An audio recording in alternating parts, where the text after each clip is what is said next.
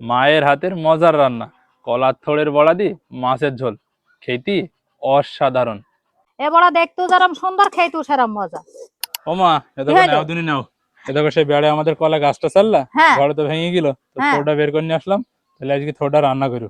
বাপ তাহলে থোড়টা নিয়ে এসো, ভালোই হইলো। তাই মসুরের ডাল ভেজে থোড় দিয়ে বড়া তৈলে, ফিরে যা মাছ আছে নিয়ে এসে ঝোল করে আনবো।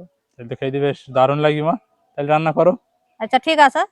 মসুরের ডাল ভেজে থুই এবার থোড়টা কইটি নেছে, এবার থোড়টা একটু বেনে নেছে।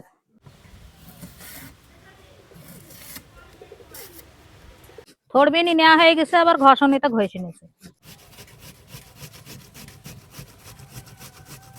এই যে থোড় ঘষতে ঘষতে থোড়ে যে আঁশ থাকে, সেই আঁশটা কত সুন্দর আলাদা হয়ে যাইছে। থোড় কুইরি নেওয়া হয়ে গেছে, আবার একটু নুন মাখি থুই দেবো। থোড়ে নুন মাখি থুই দিয়ে আবার ডাল গুনা বেটে নিচ্ছে।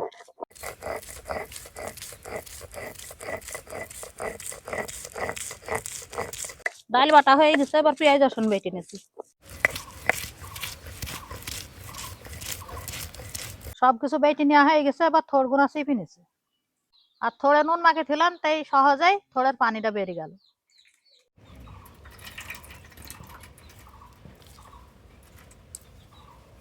থোড় চিপে নেওয়া হয়ে গেছে, এবার দিয়ে দিলাম মসুরের ডাল বাটা, পেঁয়াজ রসুন বাটা, দিয়ে দিলাম হলুদের গুঁড়ো, শুকনো ঝালের গুঁড়ো, পরিমাণ মতো নুন, ধইনি গুঁড়ো, জিরে গুঁড়ো। এবার সবকিছু ভালো করে মাখিয়ে নিচ্ছে।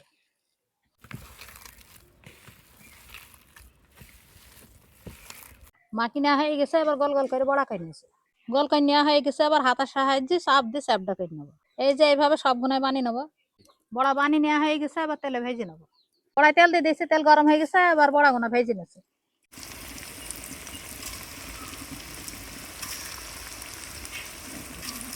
এবার উল্টি পাল্টি সুন্দর করে লাল লাল করে ভেজে নিচ্ছে।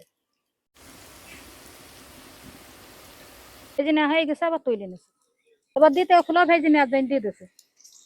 এগুলো এবার লাল লাল করে ভেজে নেবো।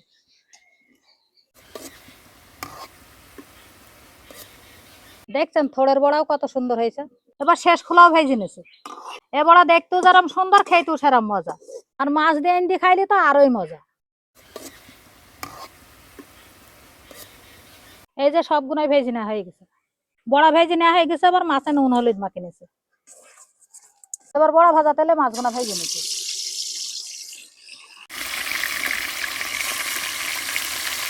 মাছ ভেজে নেওয়া হয়ে গেছে, আবার তুলে নিচ্ছে।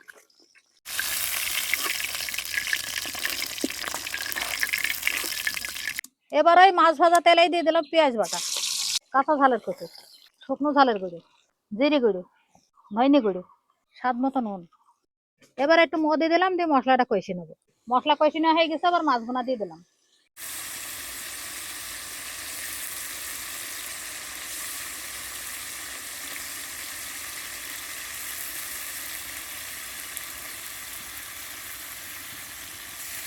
এবার পরিমাণ মতো মো দিয়ে দিলাম। এবার আস্তে আস্তে জাল দিয়ে মোটা ফুটে উঠলে বড়া গোনা দিয়ে দেবো।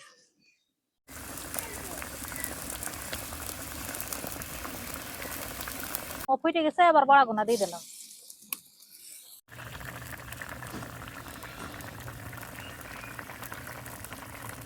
হয়ে গেল বড়া দিয়ে মাছ আন্দা, এবার নামিয়ে নিচ্ছি।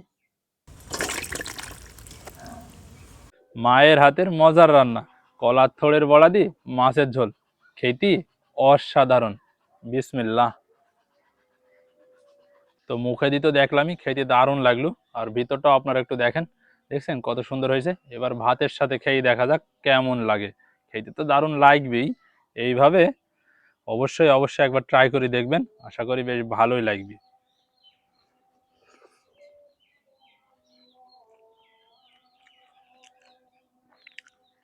দারুণ লাগছে, দারুণ।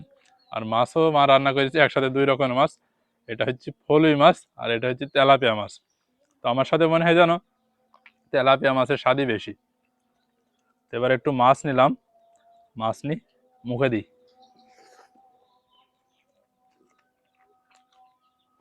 সেই সাথে এক কামড় বড়া মুখে দেবো। কি যে দারুণ হয়েছে, বলি বোঝানো যাবে না।